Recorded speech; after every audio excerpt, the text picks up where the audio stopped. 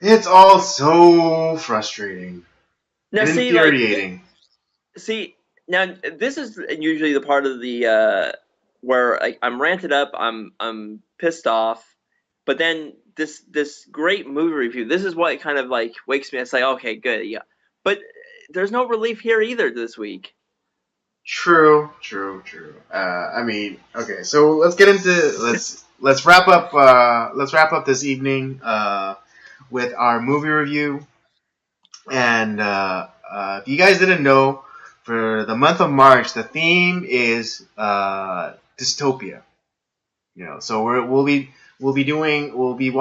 watching and reviewing all four classic dystopian movies. And this week we decided to start it off with Mad Max. And it's set within sometime in the future where society kind of Several years from now, that's that's kind of how it starts off.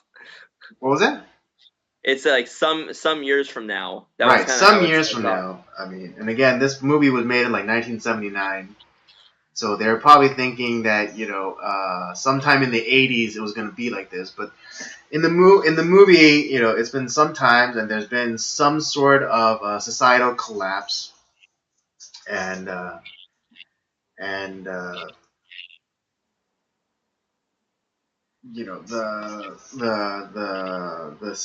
society that remains is policed by like it seems like literally like six people. Yeah, that's um, that's true.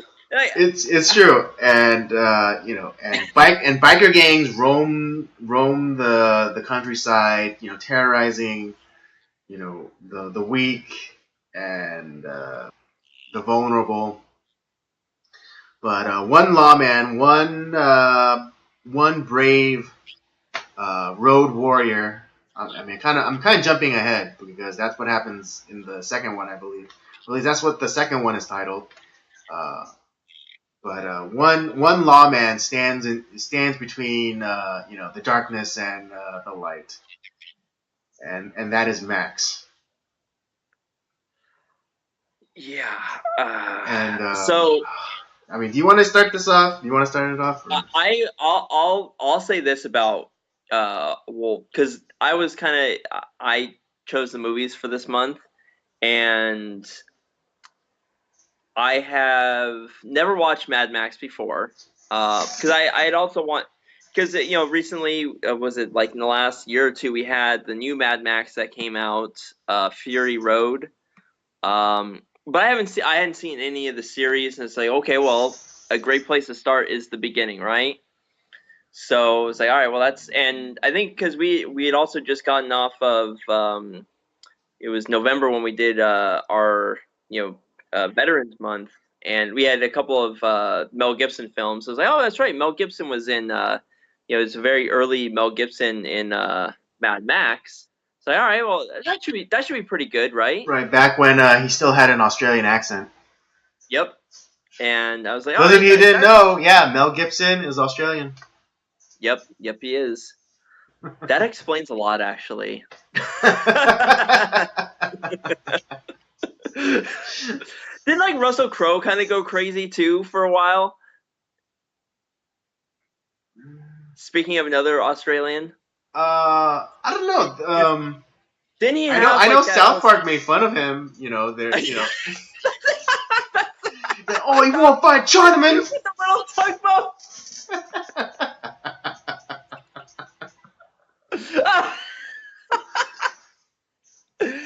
Oh. Oh, you won't fight. I won't fight Chinaman.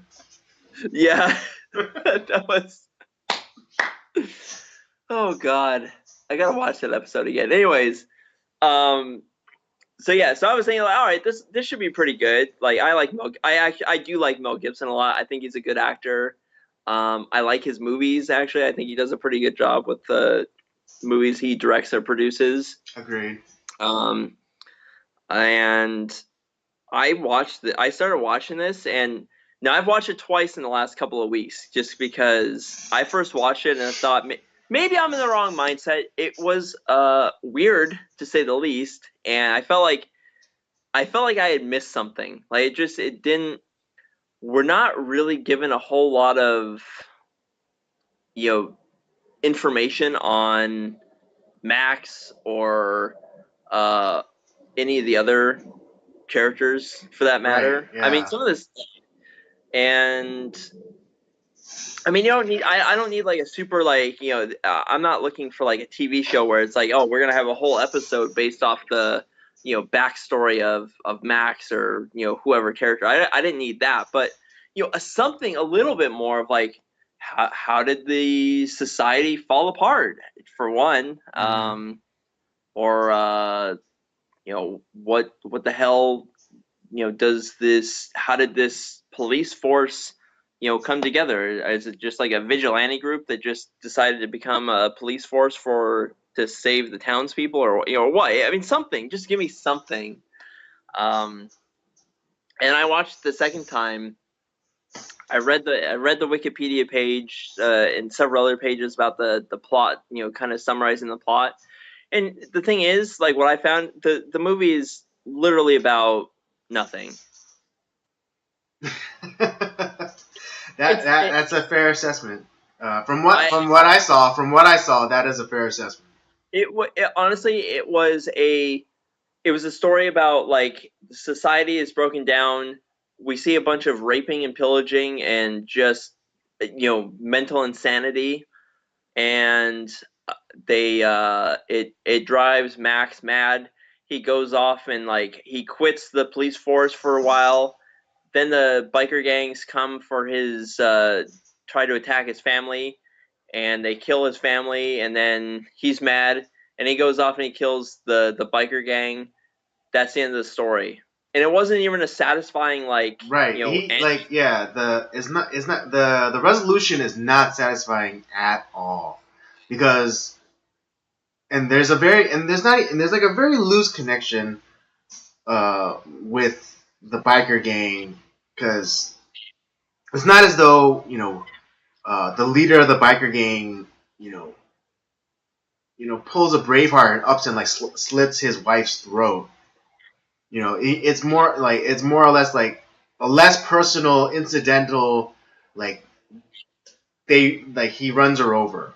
Which I'm not saying that's a good thing, but it's not like in Braveheart where like his wife is killed by like the English lord by him personally going and slitting her throat.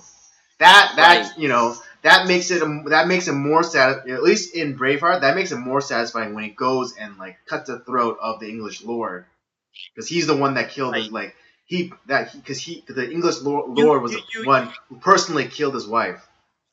right. You But in this felt one, it's just like uh, they kind of they chase her down. The car that they're in breaks down.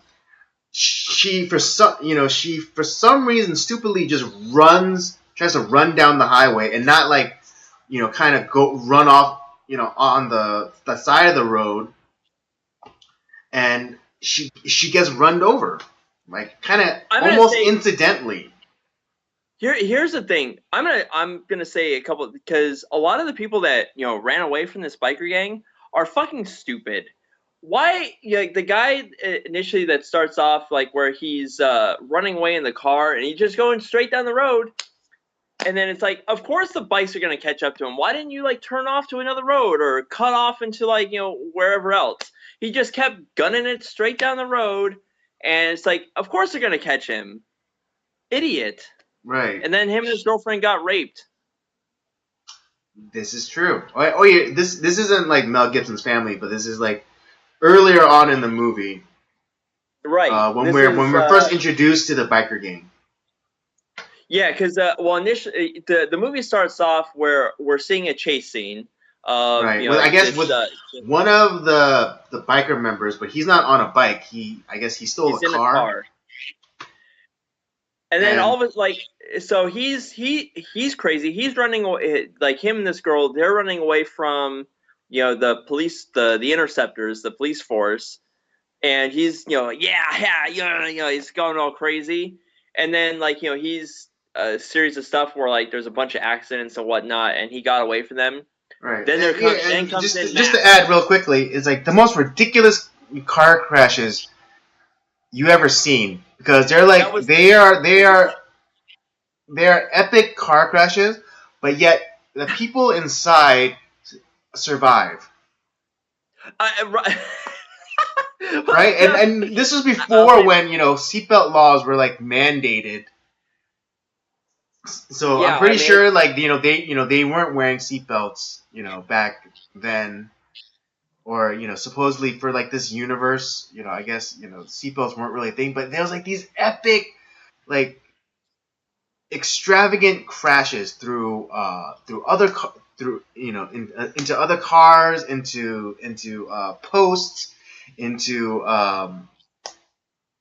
just like the most ridiculous, like the crashes, like you see, like you expect someone to die, but yet they always survive. I will say that was probably my favorite part of the movie was those car crashes. Because it broke They physics were because it broke they physics. were pretty they were pretty epic. I gotta admit, those are pretty Yeah, like in the badass. beginning, But where like after the first time that one interceptor group car, like kind of spins out, but then and slams into a post, but it's okay.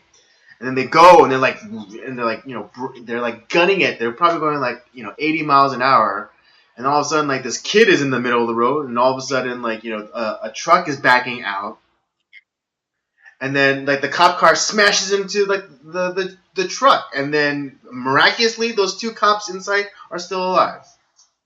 oh, and the other guy like blasts through the trailer that's in the road. Exactly. It just it's. But anyways, what I here's part of like the background that like it's like some context would have been great is so they're the guy that they're chasing after, his name is the Knight Rider, not and Not the not the good Knight Hasselhoff Rider Knight with Rider. yeah, not David Hasselhoff, but and the Night Rider, Knight Rider. Right. And so he eliminates all the other cops, but then here comes Mad Max, and the guy starts bubbling like a baby, and it's like, and then that's how he ends up crashing into this truck that's full of oil barrels that explode and kills him and his girlfriend in the car. Why did he start like? Why he like gave up? Like Well, yeah, why? exactly. He was like he ran away from like two cop cars and like a motorcycle cop, but then all of a sudden Max shows up and he's like, "Oh, there's no way I can get away from this guy." And then he kind of has like this mental breakdown, and then he starts like naming guys from his motorcycle gang, and then he just smashes into that truck full of oil barrels and dies. I will say this about like because this is a bad movie. In the production company American International, Mm-hmm. they have produced a ton of terrible B and C movies in their career. Mm-hmm. Uh, and one of my favorite shows, Mystery Science Theater 3000, has spoofed a lot of those American International films. Mm-hmm. This is definitely worthy of being on that show. I'm sure they have. I don't know if they've done Mad Max, but knowing American International, it's like it's kind of there's kind of like in the gaming community there's a couple of infamous production companies for games, like one being LJN, and it's like, oh, you see that shitty rainbow, it's gonna be a piece of crap game. Mm. Or there's a few other like companies where it's like it's like the stamp of death.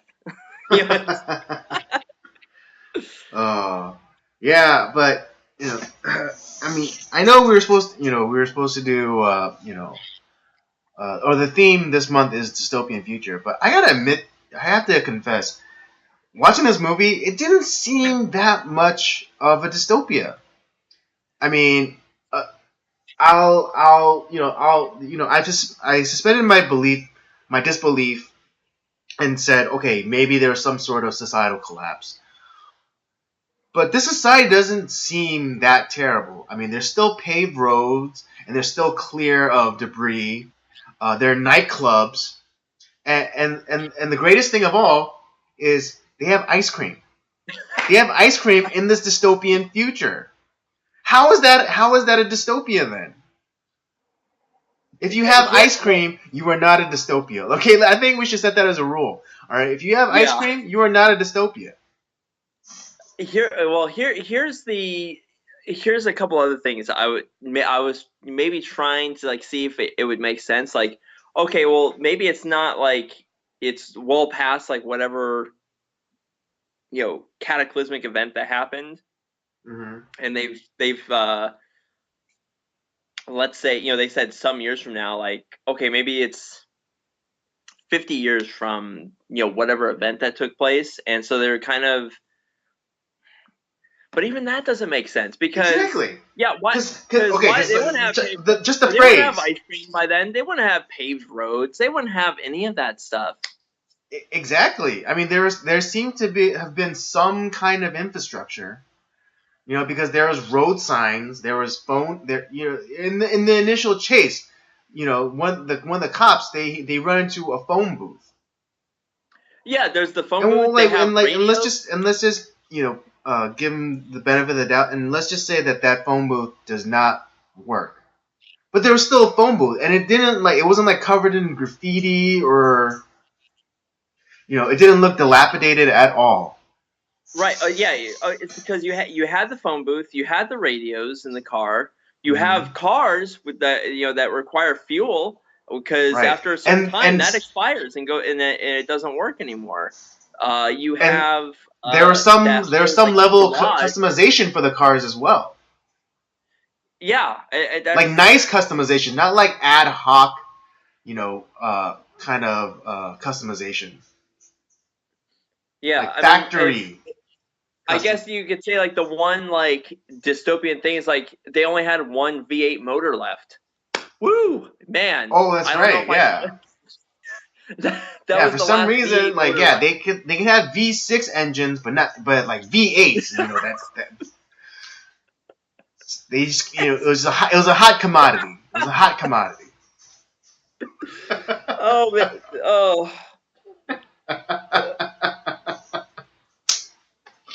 it's now for the fans of Mad Max out there. I haven't watched the other ones. I am gonna watch the other ones. Maybe this is where it kind of becomes a better movie series. Everyone tells me that Mad Max Fury Road was pretty good, and then some of the other sequels, the earlier sequels, were pretty decent. I was just about to say I did. I mean, it's been years, but I have seen Beyond Thunderdome, and that is a really exciting movie. That's the one that one gets referenced quite a bit.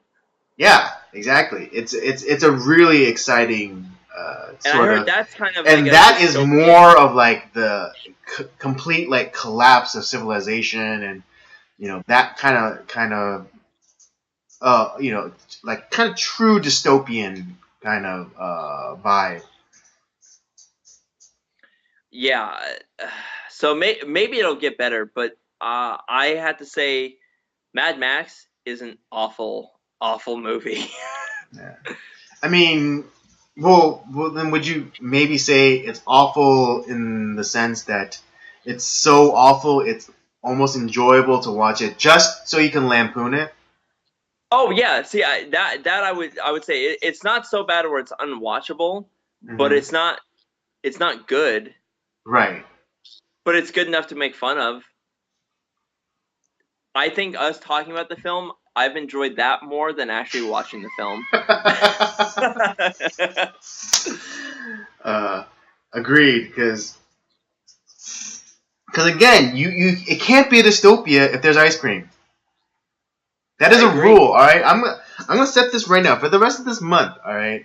That'll be the standard. If there's ice cream, it's not a dystopia. Yeah.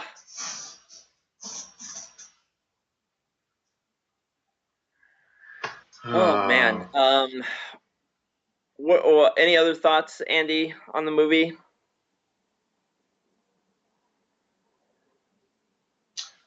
well, all I gotta say is, Mel Gibson really despite this movie, Mel Gibson becomes a international superstar. He comes a fuck ton distance away from this movie Yeah, because I I mean, mean, it's, despite this movie, Mel Gibson goes on to become an international superstar.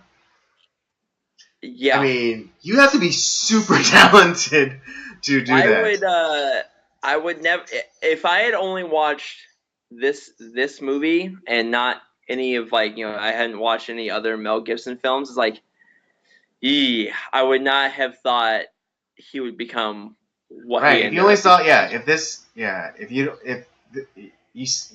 didn't know, if you didn't know about any of the other movies he made and just saw Mad Max, like, man, well, that was a really short career for him. Yeah, I don't recognize anyone else in that film. Right. I mean, it's funny because it's like they kind of have like this familiar look, but they don't look familiar.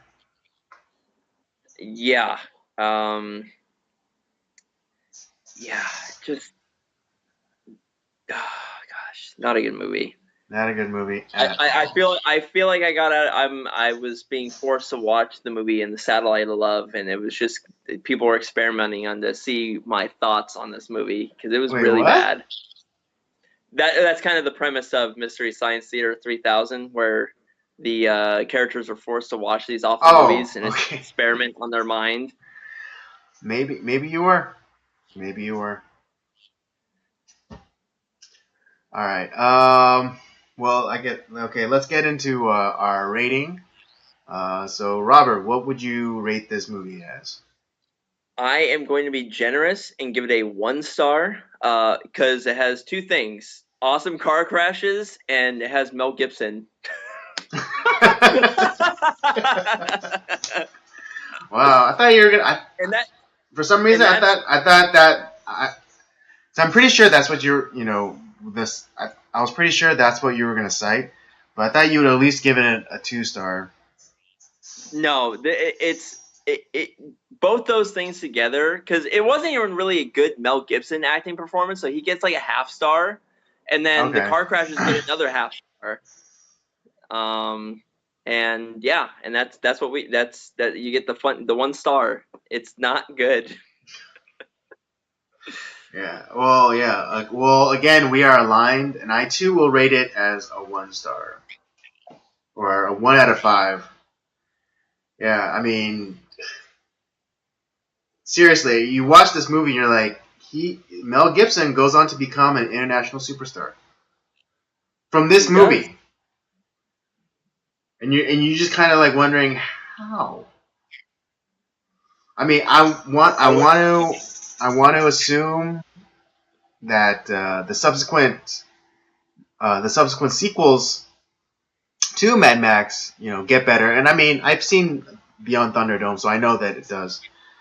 At least in terms of the production quality, definitely goes up like crazy. But Right. I can't remember. I do not remember if the performances get any better, especially in the second one, which is titled Mad Max Road Warrior. And I think that one is a little bit more of like the total like societal collapse. Uh, Oh, now I'm hearing the thunder. what was that? Now I'm hearing the thunder. Oh, well, yeah, well, I am more westerly, so I probably get it first before it gets overhead for you. Although we're not that far apart, so I don't know why you wouldn't hear the thunder that I hear. But True. that's neither here nor there what we're talking about. So yeah, that there you have it. Mad Max. Both of us give it a 1 star rating, 1 out of 5. And I'm being generous because I was close to giving it like a half star to a bomb. Yeah.